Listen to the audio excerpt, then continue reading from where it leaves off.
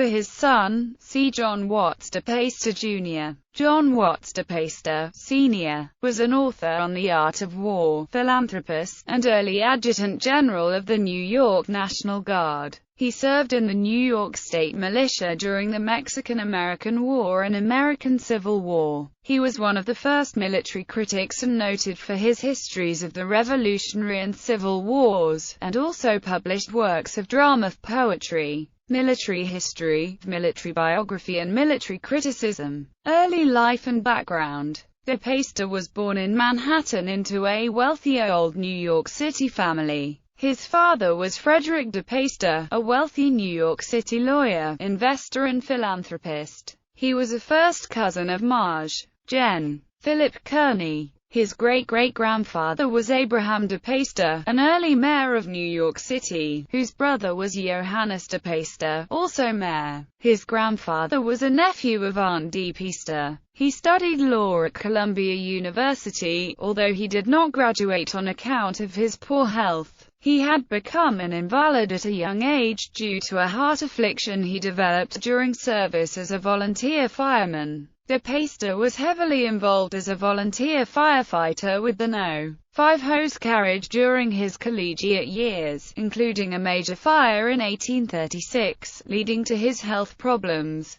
Despite these physical difficulties, he was described by some as feisty, and even dictatorial. He later received the degree of M.A. from Columbia College, LL.D. from Nebraska College, and Ph.D. by Franklin and Marshall College. He was one of the organizers of the New York City Police Department and Fire Department. Reforms he advocated through publications which were eventually implemented nationwide included a paid fire department, and steam fire engines, and New York City was the first in the nation to adopt such measures. He spent his entire career in the New York State Militia, being promoted to Brigadier General in 1851. He served as State Judge Advocate General and eventually Adjutant General, before resigning over a conflict with Governor Myron Clark in 1855. He traveled through Europe extensively as a military observer, and implemented many reforms that modernized the militia for the upcoming conflict.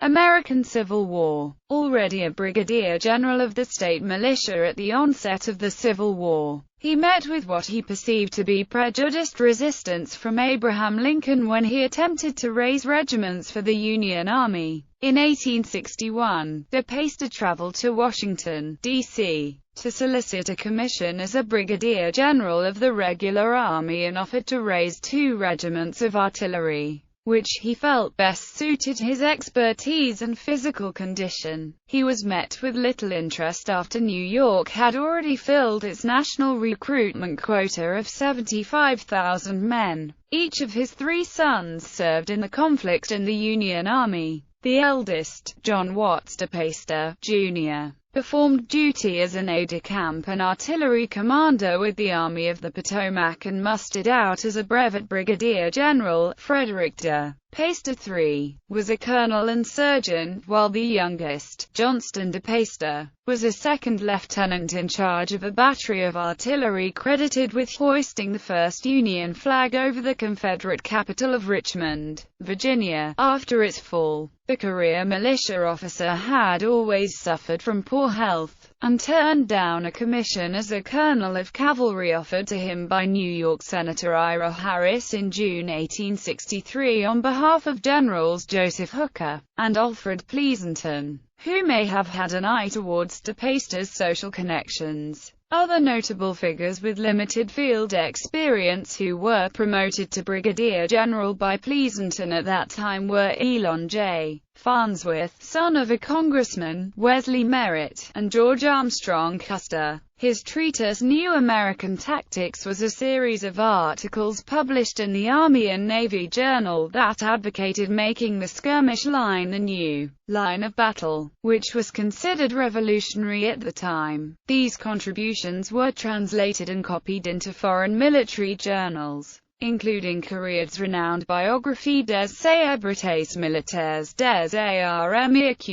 de terre et de mer, Such tactics were put into practice by generals including John Buford and were later adopted worldwide. He was appointed a brevet major general in 1866 by a special act of the state legislature. His elevation to major general was the first such honor bestowed by the state of New York, or any other state in the Union. He was a close friend of Maj. Gen. Daniel Sickles, commander of the Union Third Corps. General de Peyster wrote biographies of Third Corps generals Andrew A. Humphreys and Gershom Mott during the war, and wrote highly of Buford's celebrated usage of light cavalry. After the Civil War, de Peyster was elected as a third-class companion of the Military Order of the Loyal Legion of the United States in recognition of his efforts to support the Union during the war. The hero at Oak Ridge was John Buford. He not only showed the rarest tenacity, but his personal capacity made his cavalry accomplish marvels, and rival infantry in their steadfastness.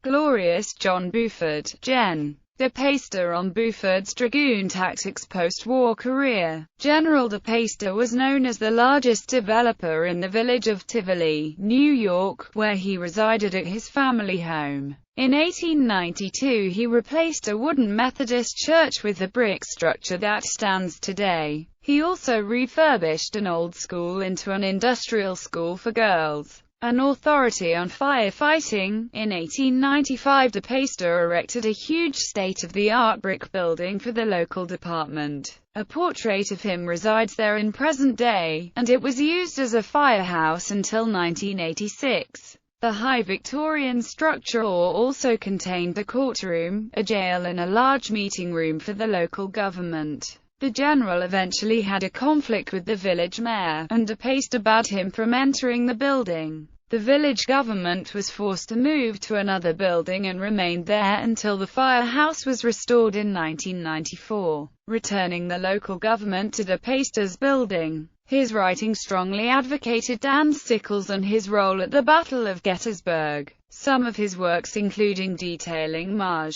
Gen. Joseph Hooker's influences on the Army of the Potomac leading up to the battle, both positive and negative. He also issued a damning portrayal of the performance of the Union 11th Corps at the Battle of Chancellorsville. His writing also spoke of the brilliant accomplishments of Maj. Gen. George H. Thomas and led to his modern consideration as one of the finest commanders of the war. In the New York Times and scholarly journals, he correctly predicted the Franco-Austrian War in 1866 and the Franco-Prussian War of 1870. He made significant contributions to historical journal publications under the pseudonym Anchor, which extolled the services of Sickles and Buford, and in separate publications praised the men of the New York City Fire Department. De Peyster wrote extensive military histories about the Battle of Saratoga and in 1887 donated a memorial called the Boot Monument,